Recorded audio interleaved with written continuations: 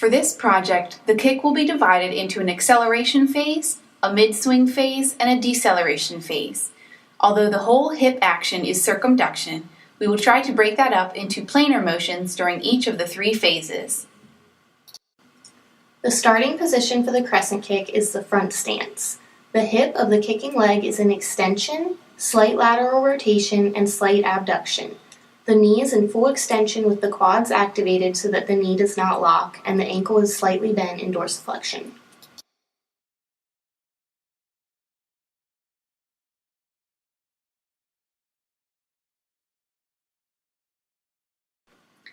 During the acceleration phase, the hip moves into flexion, adduction, and slight medial rotation. Flexion is caused by a concentric contraction of iliopsoas and assisted by rectus femoris and pectineus. Adduction across the body is caused by a concentric contraction of the adductors magnus, longus, and brevis, and assisted by gracilis and pectineus. Medial rotation is caused by a concentric contraction of gluteus minimus and tensor fascia lata. Over the knee, the quadriceps contract eccentrically against gravity to allow just enough flexion for the foot to clear the floor, then concentrically to return the knee to as much extension as possible without locking the knee joint. The ankle is held in mid-position mainly through an isometric contraction of the ankle dorsiflexors, tibialis anterior. Tibialis posterior, peroneus longus, and peroneus brevis are also contracting isometrically to stabilize the ankle by preventing inversion or eversion.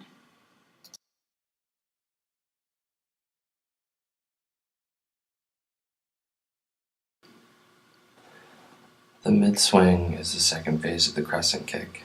During the mid-swing of the kick, the hip stays flexed but goes from adduction to abduction and laterally rotates. The knee remains in full extension and the ankle plantar flexes slightly during the peak of the arc of the kick. The arc of the kick goes from the midline where the leg is initially raised and continues upward and laterally through the arc as the leg abducts out to the end of the mid-swing.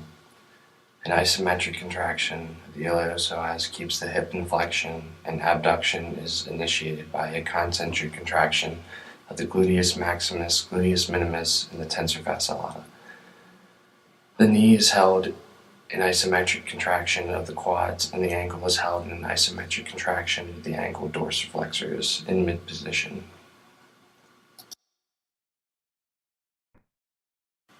In the deceleration phase, the hip is brought into extension, adduction, and slight lateral rotation. There is an eccentric contraction of iliopsoas working against gravity and momentum to slow the rate of extension. Adduction is controlled by an eccentric contraction of gluteus medius and tensor fascia lata.